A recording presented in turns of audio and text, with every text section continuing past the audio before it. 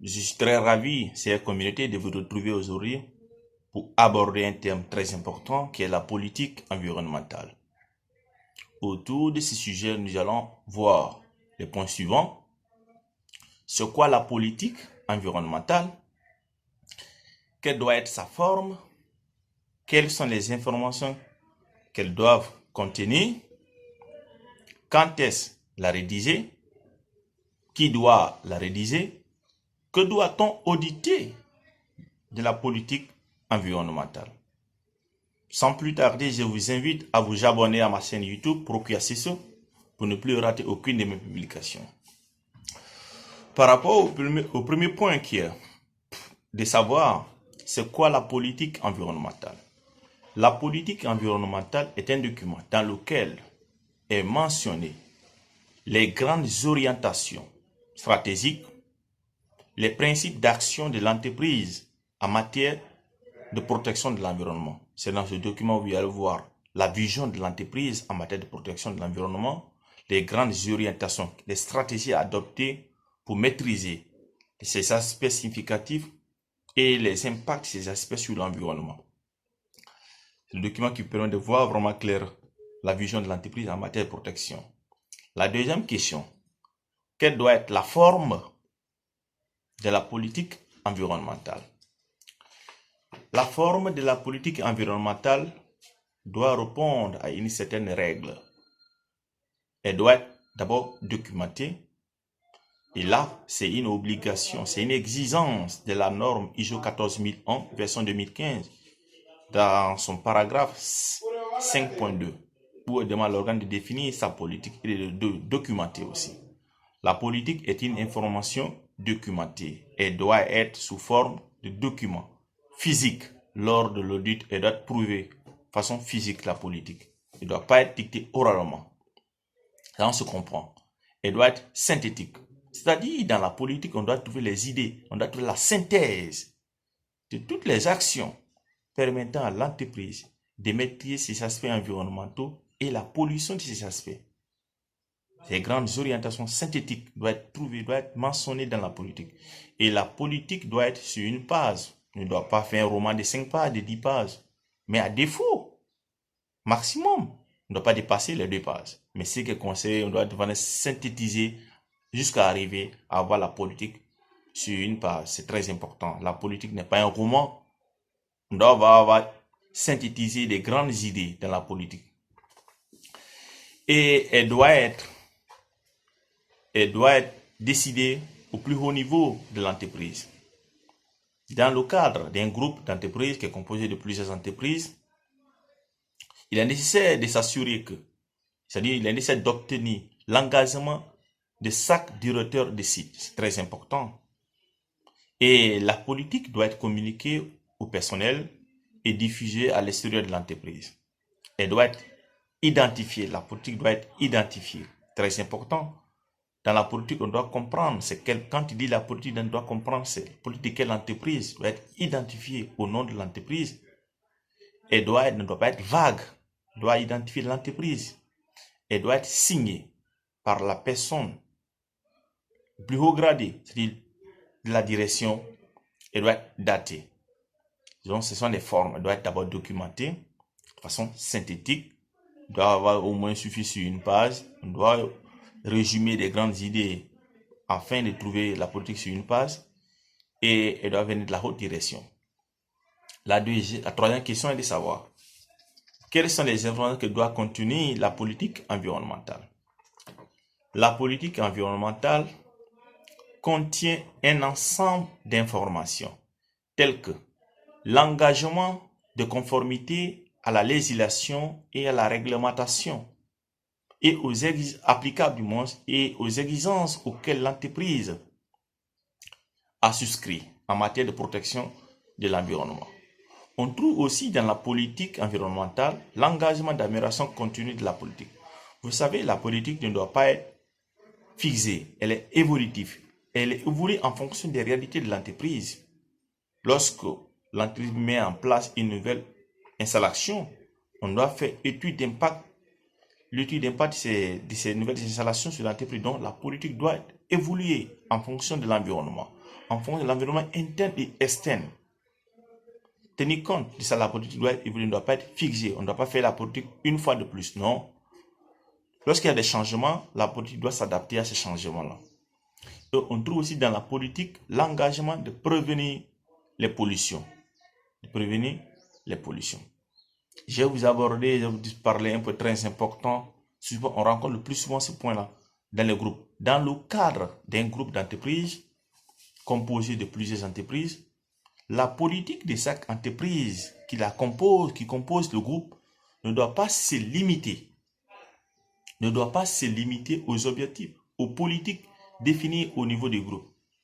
Chaque organisme doit adapter sa politique par rapport à la nature, à la dimension et aux impacts environnementaux de ses activités, produits ou services, en tenant en compte les valeurs et les principes fondamentaux du groupe. C'est très important.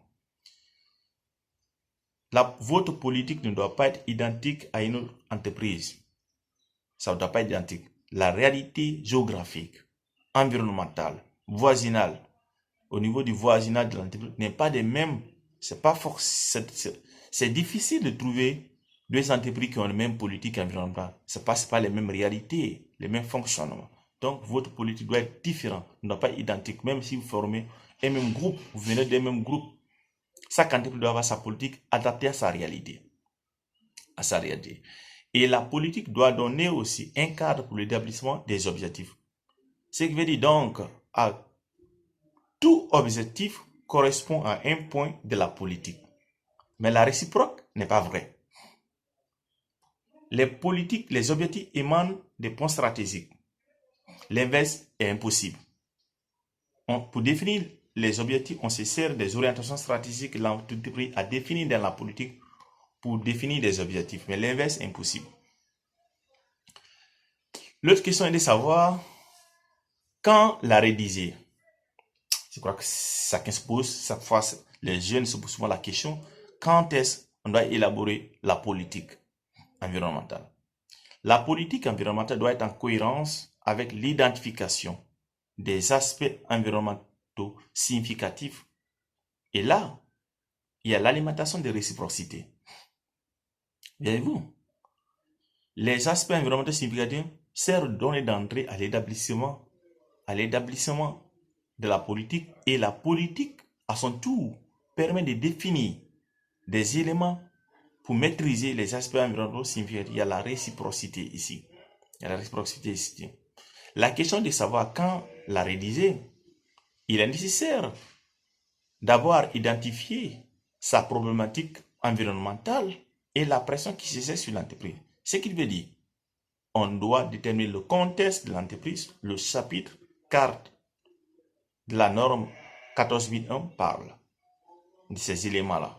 Les enjeux internes et externes 4.1 qui ont une influence sur les activités de l'entreprise ou sur lesquelles l'entreprise a une influence. On doit déterminer, le contexte doit être déterminé, les enjeux internes doivent être déterminés et déterminer les besoins et attentes des parties intéressées, que ce soit du pouvoir public, des clients, l'association des consommateurs qui sont aussi exigeants en matière, qui exigent la prise en compte de la dimension environnementale.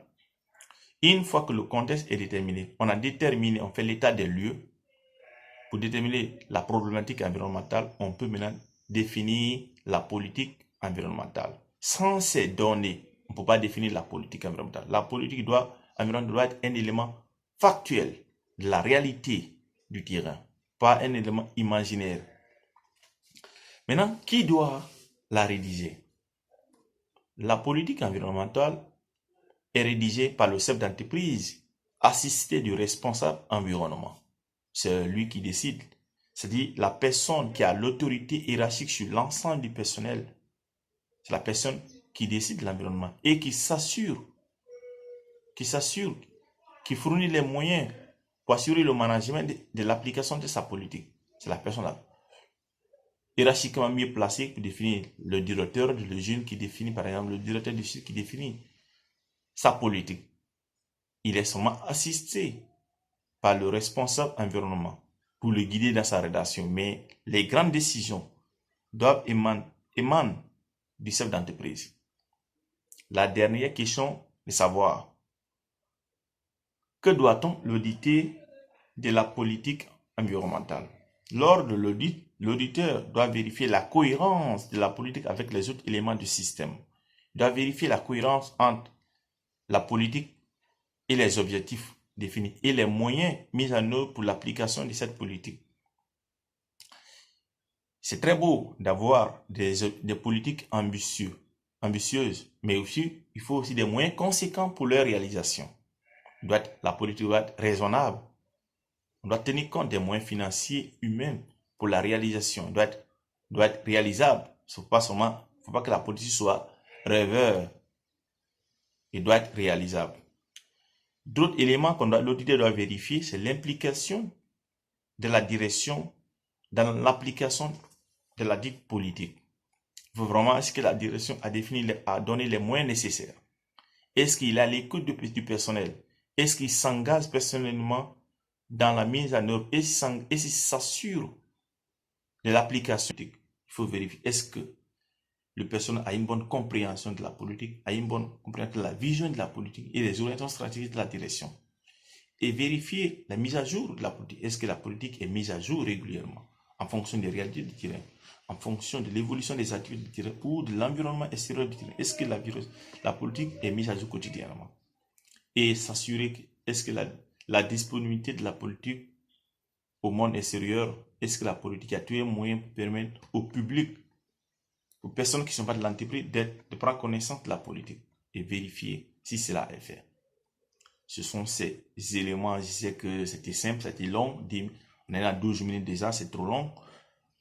Mais je vous remercie d'avoir suivi cette vidéo. Je vous invite, si vous n'êtes pas encore fait, abonnez-vous pour ne plus rater aucune de mes vidéos.